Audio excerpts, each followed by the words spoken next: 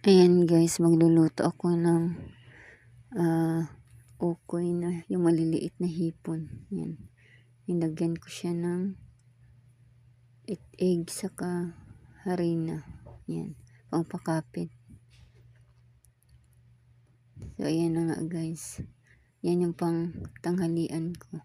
Saka gumawa pala ako dito ng yelo. Ayan o. Kaysa bibili pa sa labas. Ayan. Gumawa na ako ng sarili ko para pag gusto kong gumamit ng yelo, may yelo ako dito. Ayan, mga 5 piraso yung ginawa ko dyan guys. Ayan. Saka yan, lagay lang natin dyan sa loob. Bukas matigas na yan guys. So ayan na guys. Balikan na natin yung niluluto ko. Ayan. Natusta na nga siya. Ayan. Tatanggalin na natin sa kawali. Ayan. Luto na yung 3. Meron pang natira dito. Ayan, sasalang ko. Medyo